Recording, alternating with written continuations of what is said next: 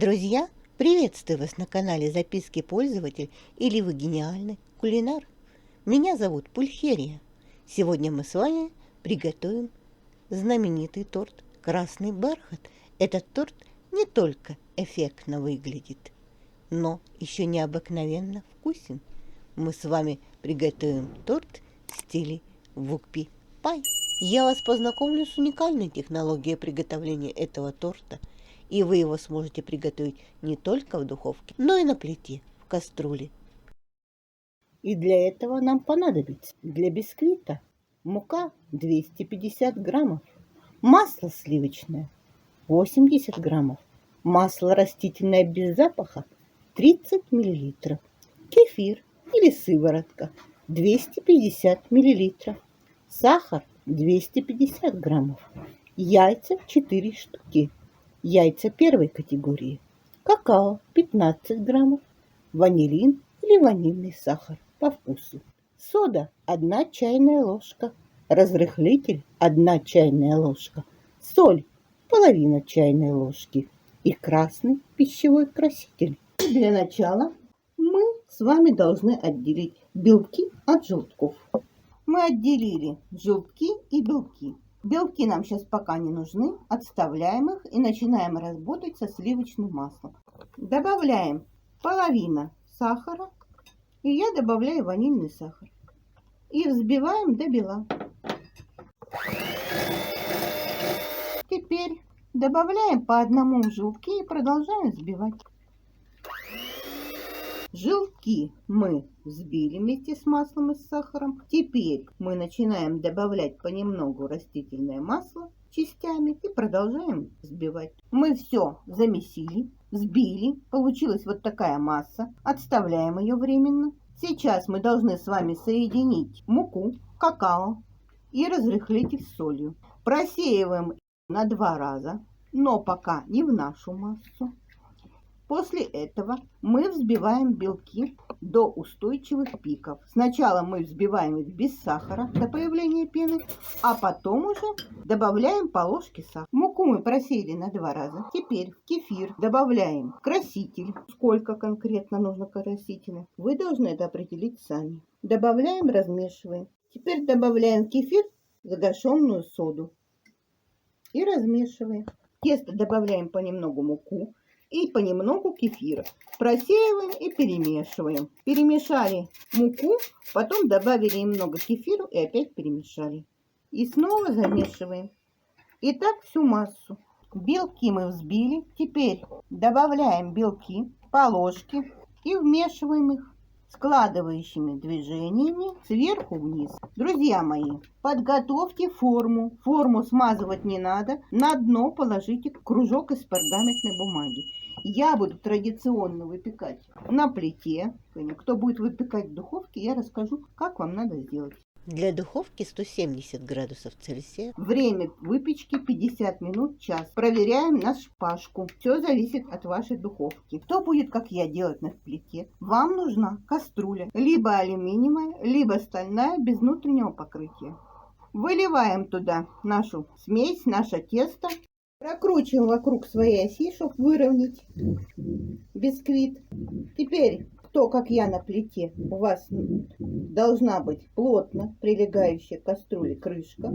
Ее надо обернуть хлопковым или льняным полотенцем. Вот так. Закрываем ее плотненько и ставим на треть мощности. У меня 9 ступеней, я поставлю на треть. Где-то будет выпекаться час 10, на моей час 15. Но опять я буду проверять на зубочистку.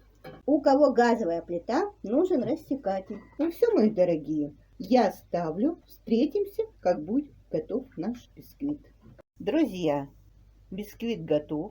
У меня он выпекался час 20. Вы должны следить по своей печке. У каждого индивидуально. Проверяем на шпажку. Теперь мы немного остужаем бисквит, а затем будем переворачивать его уже на решетку. Бисквит уже остыл, вынимаем его и оставляем до полного остывания. Потом, мои дорогие, заворачиваем в полиэтиленовую пленку и отправляем в холодильник часов на 6. А я с вами прощаюсь до завтра. Завтра мы уже будем делать с вами торт. Бисквит отлежался у меня в холодильнике ночь. И сегодня мы будем собирать торт, делать для него крем. И для этого нам понадобится, конечно же, бисквит, сливки 33 и более процентов жирности, холодные. Они должны у вас стоять в холодильнике не менее суток. 200 миллилитров. Сливочный сыр, мягкий сливочный сыр типа маскарпоне 400 граммов. Сахарная пудра 100 граммов. И ванилин. Добавляем холодный сыр, маскарпоне, чашу для взбивания. В сыр маскарпоне мы добавляем 2/3 сахарной пудры вместе с ванилином. Перемешиваем вначале лопаткой, а потом миксером. Друзья мои, долго взбивать не надо. Главная цель у нас распределить равномерно сахарную пудру. Теперь займемся сливками. Выливаем сливки в чашу для взбивания. Начинаем взбивать и в процессе взбивания будем добавлять сахарную пудру. Взбиваем до пиков. Друзья, показываю, сливки взбились. Теперь мы добавляем сливки в чашу, в которой у нас сыр. Немного кладем сливки и вмешиваем. Лопаткой мы вмешали все. Теперь миксером на низкой скорости начинаем перерабатывать. Ну, думаю, готов. Теперь можно его перемешать еще раз лопаткой. И сейчас займемся коржами. Корж разрезали на 3 равные части. И теперь берем наш крем. Берем кондитерский мешок. Вставляем насадку трубочка диаметром 1 см или просто срезаем конец кондитерского мешка и наполняем мешок кремом. Теперь отсаживаем крем по кругу, по диаметру всего коржа. В середине крем отсаживать не надо. Крем отсаживаем в виде капель. В середине коржа капельки можно не делать, а из кондитерского мешка выдавить крем и разровнять его лопаточкой. Также мы поступаем и со вторым коржом. Также сделали мы второй корж. Накрываем теперь третьим коржом. Друзья, мы накрыли сверху третьей частью. Можно сверху украсить такими же капельками. Можно сделать по-другому. Я буду делать по-другому. Друзья мои, вот так он выглядит сбоку. Сейчас мы его ставим на час-полтора в холодильник на стабилизацию. Торт «Красный бархат» полностью готов. Я его декорировала цветами из белково-заварного крема. Я его взвесила. Он весит 1 килограмм 890 граммов.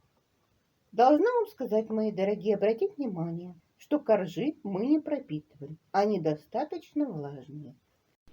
Торт прост в исполнении, исключительно вкусен и выглядит очень эффектно. Поэтому я вам советую его приготовить к ближайшему празднику. И он у вас обязательно получится, потому что вы гениальны. Вот так выглядит разрез нашего удивительно прекрасного и изумительно вкусного торта. Приятного аппетита, друзья! До новых встреч! Готовьте с удовольствием! С вами была Пульхерия. Пока-пока!